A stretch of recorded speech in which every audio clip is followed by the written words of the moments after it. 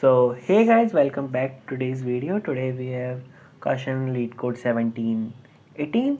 The question is construct the lexicographically largest valid sequence, right? Let's read the question description. The question says, given an integer n, find the sequence that satisfies all of the following. The integer 1 occurs in the sequence. Each integer between 2 and n occur twice in the sequence. For every integer I between 2 and n, the distance between the two occurrence of I is exactly I.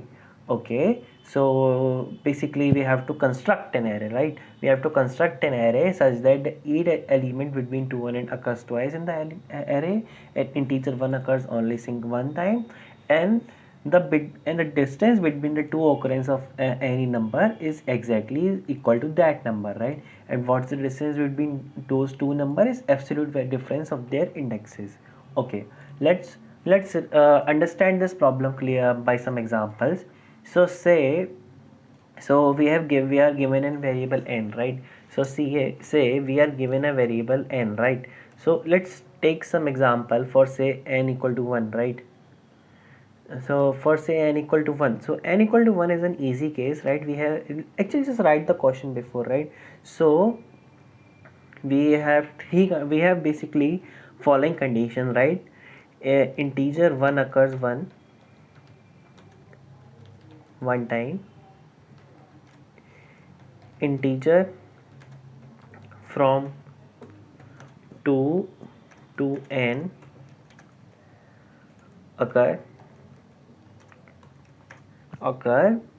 their value time, right? Or better, I can write this as integer x, where x is greater than equal to 2 and less than equal to n, occurs x times, right? Occurs two times, sorry, actually I was saying wrong. And the third condition is distance between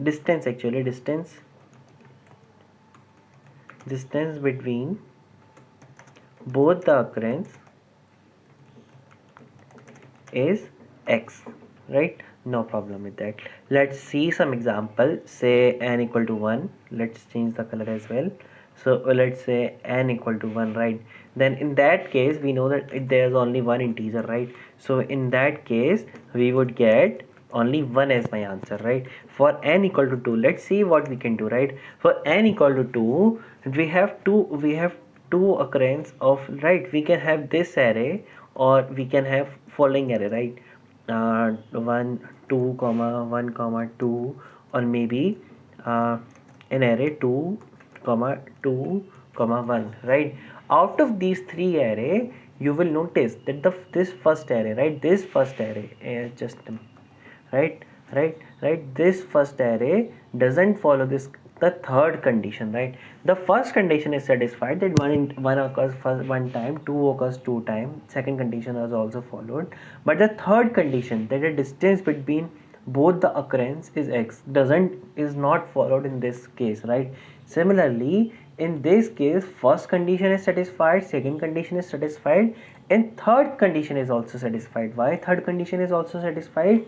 You will notice that its index is 0, its index is 1, its index is 2, and if you take the difference between their indexes, it would come out as 2, right? 2 minus 0 equal to 2, which is equal to the value, right? So this is a valid answer for our case, right? Similarly, if we move on to this case doesn't follow third condition, right? The distance between both the two is not equal to 1.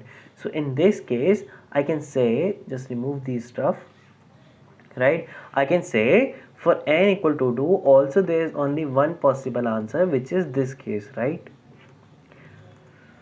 Now let's move on to n equal to 3, right? Now n equal to 3, at this part I can create many arrays, right? I can create 1 2 3, then again 2, right? Then I could have created 1 comma 2 2 comma 2 3 comma 3, right? See, or maybe I could have done right? For n equal to 3, I could have done also like 2 1 2 3 1, actually just 2, then 1, and then 3, right? Now notice in this case, right, if you would notice this case, right, there can be many possible cases. I have taken only 3 cases, right? In this case you would notice the third condition is not satisfied, right? Third condition is not being satisfied, so I will erase, I will remove this case, right? I will remove this case. I will say this can't be my answer, right? So let me just remove this case, right? This can't be a possible answer. Then we are left with, say, let's say these two options, right? Then again I would say, okay, in this case you would notice that 1 occur 1 time, no problem, right? 2 occur 2 times, right? No problem. 3 occur 3 times, no problem, right? 2 times, sorry. So basically my first and second condition are being satisfied. When I come to check for the third condition, the indexes are right, the indexes are 0th index, first index, second index, third index, and fourth index, right? Now you would notice for 2, right, for 1 it only occur one time, so no need to worry about that. For 2 you would notice the first occurrence is at index 0 and the second occurrence is at index 2, right? So difference between those index is equal to 2, so the condition is followed for second index, right? Now coming to the 3, the occurrence of third is first at first index, right? And the second occurrence is at fourth index. The difference between these index values is 3, so the distance between 3 is equal to 3. So this case follows all three conditions. Similarly, if I would come to this case, I would say I would check for the right, I would check for the first condition, and I would say, okay, 1 occurs 1 time, no problem. 2 occurs 2 times, and 3 occurs 2 times, no problem. So the first and second condition are also satisfied in this case as well. But when I come to check for the third case, right, when I come to check for the third case, I would say, okay, the difference between the indexes of 3 is 3 minus 0 equal to 3, which is okay. Then I come to check for the 8 index 2, right, for value x equal to 2. Then I would say, okay, it's also satisfied. So this case is also an possible answer for us, right? Now, what case do we prefer, right? We can see that both can be the answer, right? Both can be the answer. Now to check which case do we prefer, it's clearly given in the question that we have to construct the lexicographically largest, right? Lexicographically largest. So if you would check in this question, the lexicographically large, right? Lexicographically largest. So at this position there is 3 and at this position there is 2, right? So obviously the array which contains higher element earlier becomes our answer, right? So I will erase this, I will remove the second option because it's not the lexicographically largest, right? So we are left, just a minute, so we are left with only this array is my answer, is my final answer, right? Now you can check for other sub arrays as well and you will find that this is the only solution, this is the most lexicographically largest solution we can get for n equal to 3, right? Similarly we can do for n equal to 4, n equal to 5, and we are not going to do that. You can do that on your as your rough work, right? Now let's see, now we have understood the problem. Now let's see how we can implement it, how we can approach this problem, right? So if you would notice, to build a lexicographically largest array, let's take the example of n equal to 3, right? Let's understand for n equal to 3 case, right? Just change the text color.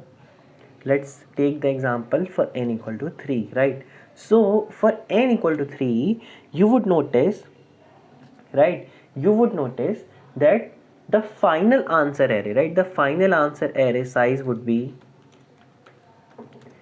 final answer array size would be 2 into n minus 1. Why? Because for 2 to for x, from x belonging to 2 to n, I have to add 2 elements, right?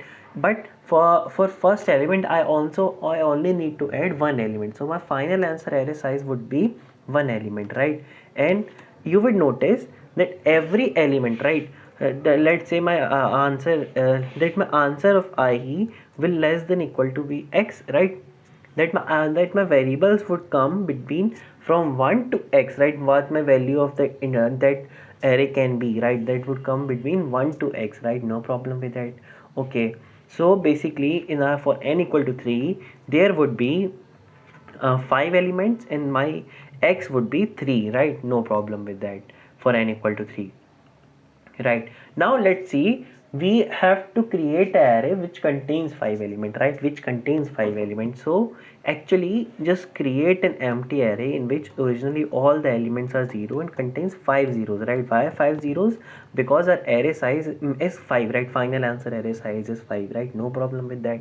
Okay, so what I'm saying, that start at this index, right? This is a standard backtracking problem. If you would notice, why backtracking problem? Because we have to go through all the approaches. There is no other solution for that, right? So let's see why, how we are going to do this, right? So I say we stand at this position, right? We stand at this position. Let's take some other color, right? We stand at this position and I say, hey, can we put 3 over there, right? I would say, okay, I haven't used 3 till now, so I can obviously put 3, right? So I'll put a 3 over there, right? So if I put a 3, my array would become 3 0 0, and notice after 3 after I have to again insert a 3 after the distance, when the at a distance which whose is equal to 3. So I would again have to insert a 3 over here, right? No problem with that. I've inserted a 3, right? So I chose to add a 3 over there, right? Then I would come at, just a minute, then I would come at this index, right? Then I would move on to second index. I would say, hey, this is again 0, right? Just a minute,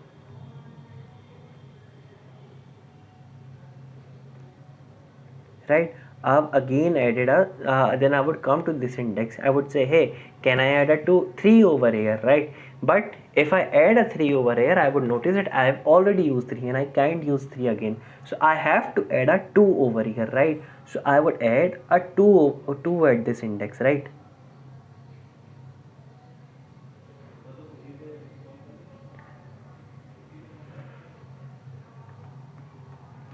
Just a minute, right? So what I would do is I would,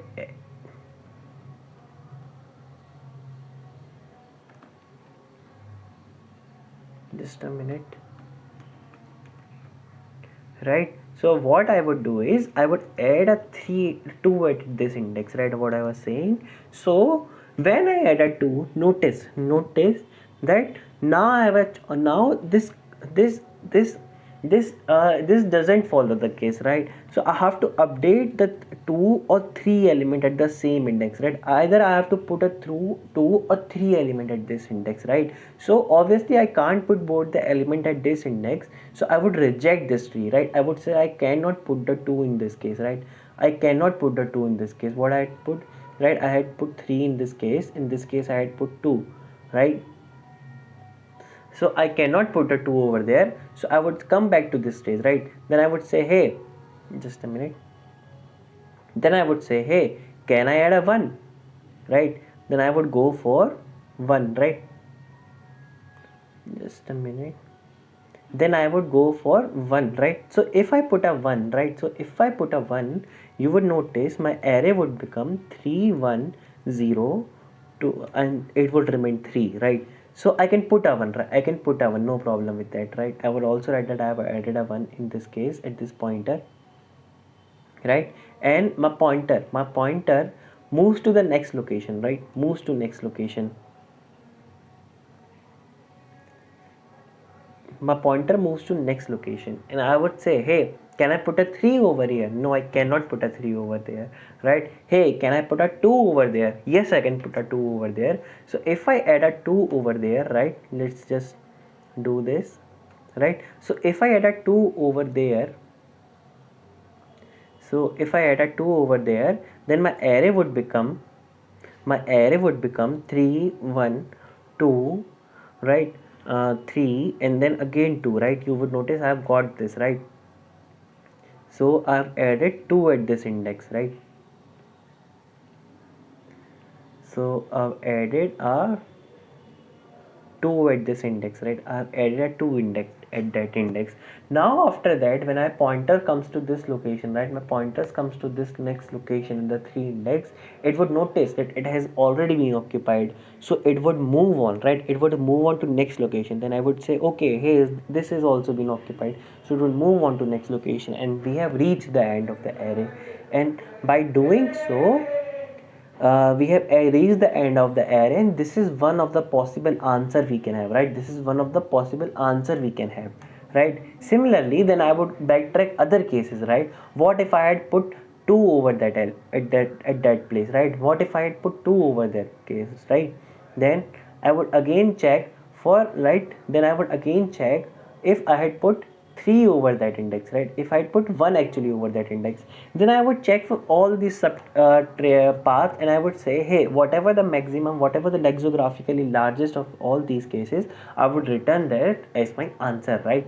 So talking about the time complexity of this problem, right, so we are basically generating all such sub cases, right, all sub cases. I am trying to put every index element, right. So at every element, if you would notice, at every element I have a choice, I have a choice to put an element at this place, right. You can see I could have put 3, I could have put 2, I could have put 1, right. Similarly, when I came to next index, I had n minus 1 choices, right, I have n minus 1 choices.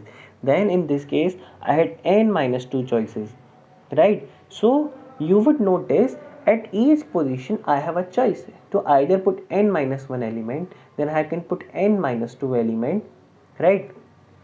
Just a minute, I could have put n minus 2 element, right. So this would go on. So if we are doing an upper one, however, we can see that once we put an element and another index is also occupied, right. So I can say that for my answer array, I have total of n choices, right, at each element for at n places, right. So what would be my total complexity? My total complexity would be n into n minus 1 into n minus 2 into n minus 3, and this would go on till into 2 into 1, right. And what is this equal to? This is equal to n factorial, right. So I would say my whole program's complexity is big O of n factorial.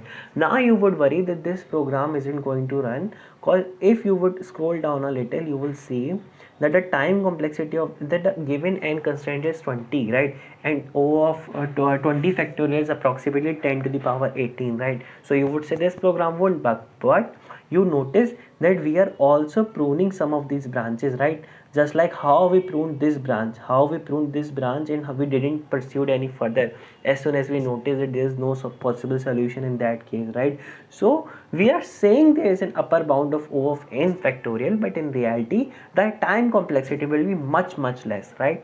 So I've got this, I think you have got this problem. And also one more thing to mention, I forgot to mention that, notice we could have started from 1, then we could have started from 1, then we could have started from the went for 2, then we could have went for 3.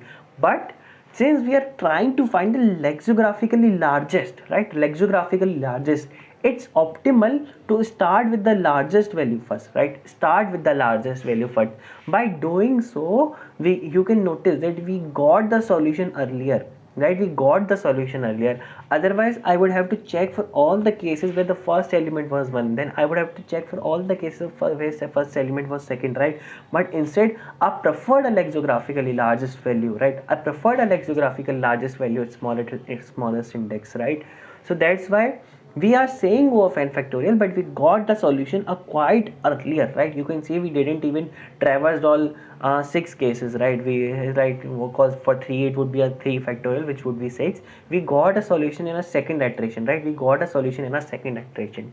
So let's code this solution and let's see how my answer turns out. So okay, so what I was saying my I would create an answer array, right. It would be in my answer array, and as I mentioned, what would be my size of answer array would be 2 into n to the power minus 1, right, 2 into n to the power n minus 1, right. Apart from that, I also have to create a used array, right, to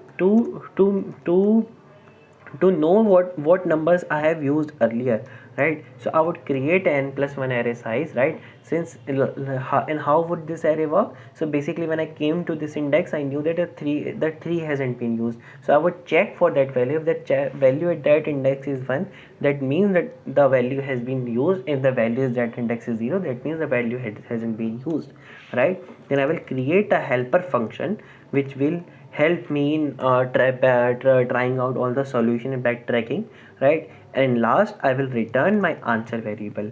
Now coming to this helper function, what do we need to pass in this helper function? First of all, we need to pass the answer variable, right? Answer array. Then I need to pass a used array so that I can know which I have used on and which I have used.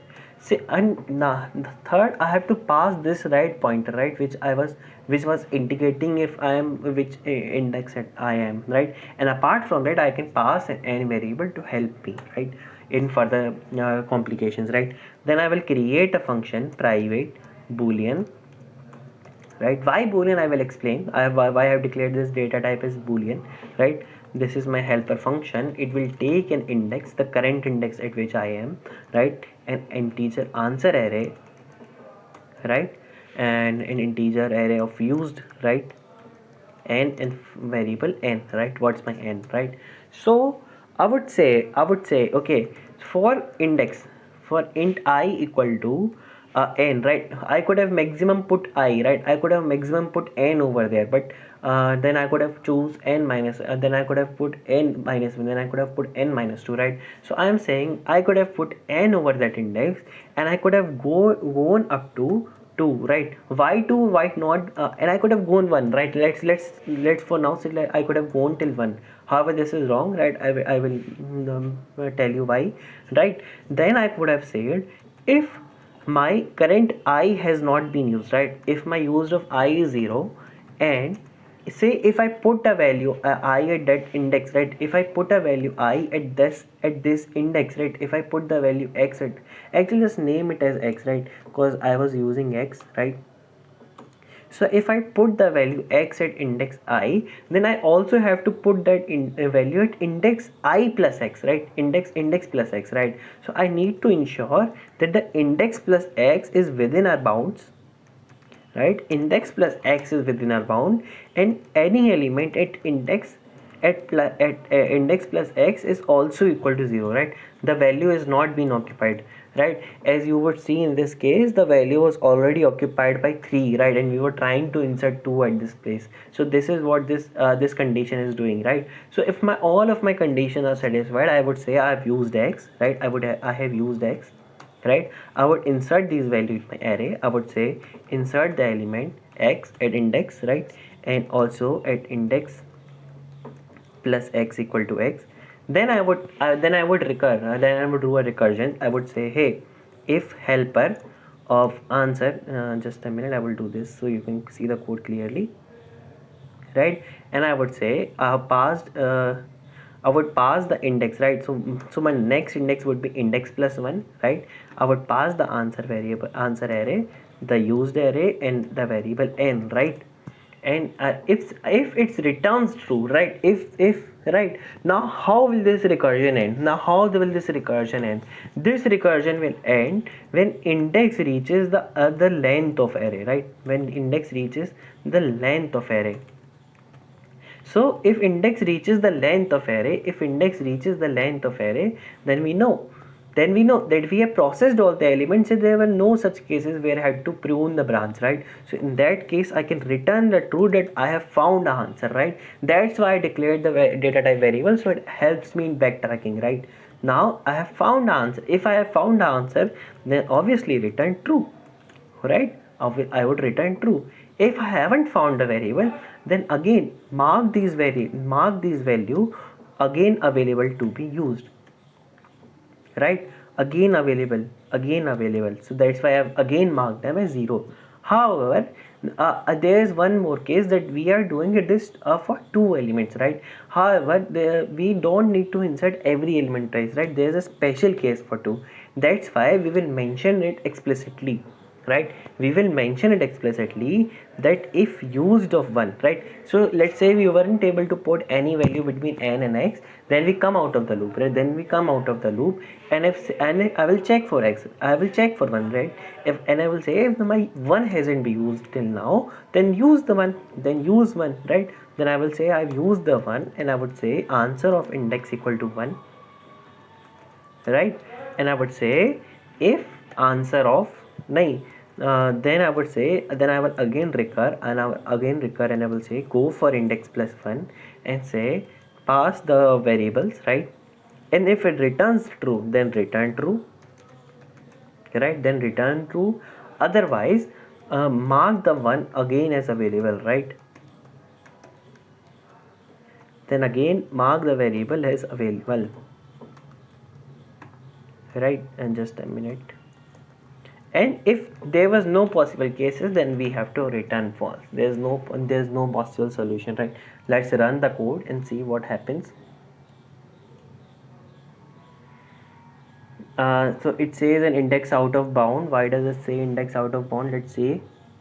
So I just debugged the code. There's the issue. First of all, I should mention it x minus minus, right? We need to decrease the counter of x. Apart from that, I also need to mention a case for when n is equal to 1. In that case, I just return a new integer array of size 1, right?